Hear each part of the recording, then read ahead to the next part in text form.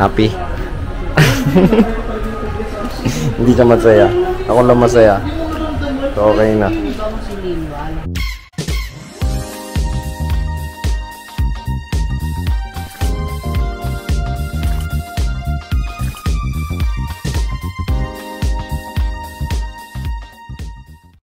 So, what's up mga ka-J-Vlog? Welcome ulit sa panibagong video. So, super excited ako ngayon. Why? Kasi bili kami ng PS5. So, finally nakabili na rin ng PS5 after 3 years na na-launch yan dito sa Philippines. So, grabe. Ano kasi yan eh. Pahirapan dati nung pandemic yung PS5. Sobra yung stock nila, sobrang konti. Kumbaga. So, yun, finally ngayon nagkakaroon na ng stock sa mga mall ng PS5. Medyo marami na. And nakapag-decide ako bumili na mura na siya. Kasi dati nung mga nasa 40 to 50,000 yan nung pandemic. Ngayon, nasa 30K na. 30K na ngayon. 30,750. So, nandito kami sa SM San Lazaro. Opening na opening. Piniming namin para makabili agad ng Sony PlayStation PS5. So, bibili tayo sa Game Extreme. Hingal pa ako. So, SM San Lazaro. Ayan. So, isang game lang siguro bibili ko kasi marami na backward compatibility ang PS5 sa mga luma sa PS4. Kaya isang game lang muna. Yung exclusive lang siguro sa PS5 bibilin ko yung Ragnarok or yung na lang, Hogwarts Legacy. Tingin tayo. Siyempre, isang controller. Tingin din tayo. Hingal pa ako. Kakapark lang namin. So, punta tayo sa Game Extreme. Nag-inquire na kami dito before. No? Yan, pwede naman daw credit card. So, bibili tayo ng PS5. So, rin naman ako sa Green Hills eh. Hindi naman sila ganun nagkakalayo ng presyo sa mall, sa Green Hills. So, ko na lang dito sa mall. Kasi, ika-card ko nga. Kasi pag dito sa card ng mall, walang interest eh. Walang interest kahit straight. Pero kahit installment din, walang interest. So, yun yung gusto ko naman dito. Kaya dito tayo bibili. Kaya dito tayo bibili ng PS5. Okay? So, nandito tayo ngayon. Sa taas, walang tao. Bagong bukas lang yung mall eh. So, dalawa yung dito tindahan. Game Line tsaka Game Extreme. Siyempre, dito tayo sa Game Extreme. Dito tayo bumibili before din ng mga console. Ang binili ko dito dati, PS4 ata. Hindi ako sure eh. Hindi, mga game ng PS4 dito ko binili. So, tanong tayo sa Game Extreme.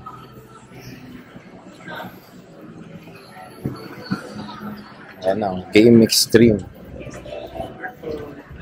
PS5. Ayan o.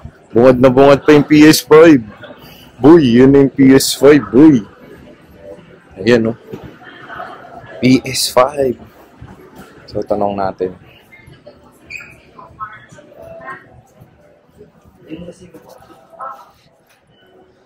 Open na ba? Open na po ba? May PS5 po kayo available? Meron, sir. Yung this version. Magkano?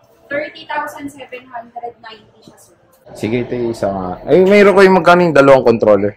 Ayan, sir. 33,990. 33.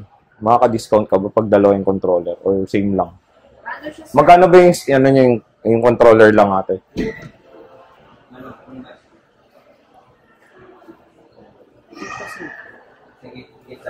4,200. 4,200. Makaka-discount ka nga.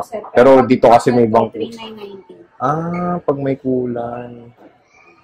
Ganyan siya. Pag separate mo po siyang bibili. Parang difference po ng 1,000. 1,000 din. Kapag solo mo to, sir, nabibili. Tapos yung unit lang, single controller. Ito na yung mga games niya ate. So ito yung mga games. Ayun o, Hogwarts Legacy o. Final Fantasy 16. So isa lang bibilin natin. Ito kasi ito exclusive to sa PS5. Ito meron to sa PS4 kasi. Pwede itong bilhin natin PS4 tapos ito PS5. Ito na lang muna. Oo nga. Pwede nga to. Ate, magkano yung Hogwarts Legacy niya sa PS4? Mura kasi ito, 2 plus lang ata to sa PS4 or 3.5 din. 3,190. Ito 3,190. So Parang ano lang din yung discount. Ito kasi exclusive to sa PS5. Ay hindi, meron din pala sa PS4 yung Ragnarok eh. Ito lang talaga exclusive sa PS5, Final Fantasy 16. So ito na yung bilhin natin, 16. Okay, isa lang yung Final Fantasy 16. Ah, ito yung ano, so ito yung mga games ng PS5 nila. Gran Turismo 7, Midnight Suns, Guardians of the Galaxy. So, Final Fantasy Crisis Core. Sheesh. Titingin tayo ng mga games muna dito.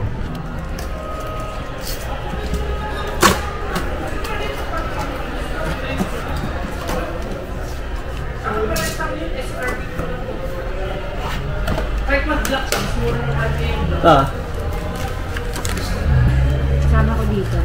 Yung alam mo na to, di ba? Ito na yung controller, AC board, manual, stand, tsaka yung HDMI. Yung CD, ayun Mar, di ba? Ha? CID.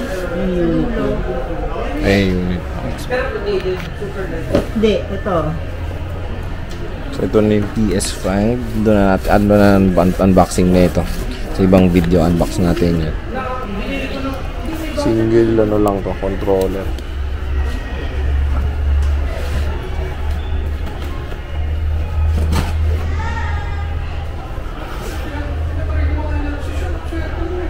So yun, okay na yung PS5 na bili na namin. Then ang dalawang games na pinili namin, Hogwarts Legacy and One Piece Odyssey. So hype kasi tayo sa Odyssey, ay sa One Piece nga, kaya yun yung binili namin.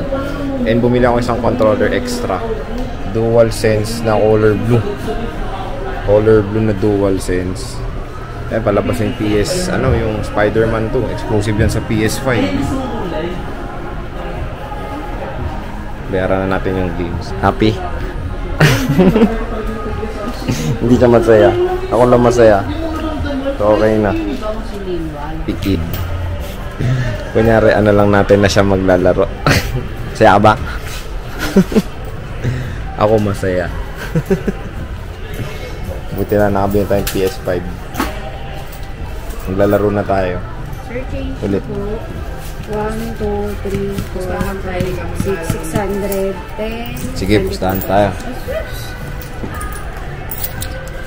Bebenta ko ng Xbox. So yan, nakabili tayong PS5.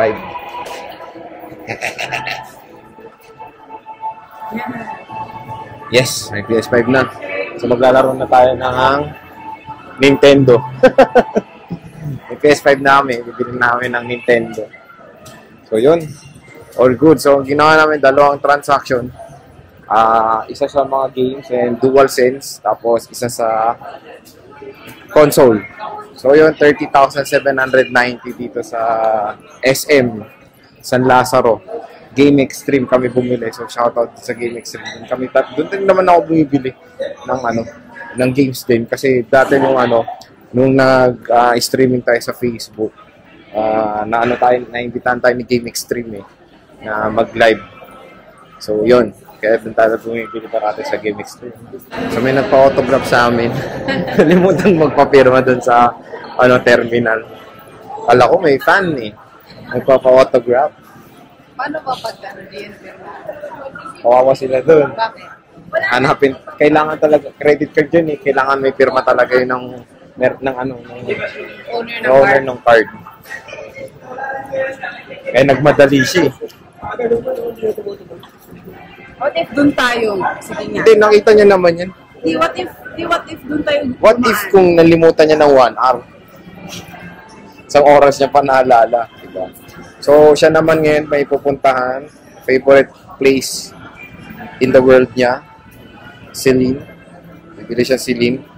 Kahit na may Celine na siya, bibili ulit siya Celine. Ako ngayon lang ako nagka-PS5. Oh, anong sa akin na Celine? Pag may PS5 Slim, bibili ulit tayo. Diba? Next time diba tayo sa PS5? Okay, so excited. Tabi na tayo. Teka, kain muna kami. Pupunta muna sa Celine. So, yun. Abangan nyo na lang yung unboxing and review natin dito sa PS5 na to. See you ulit sa next vlog. Bye!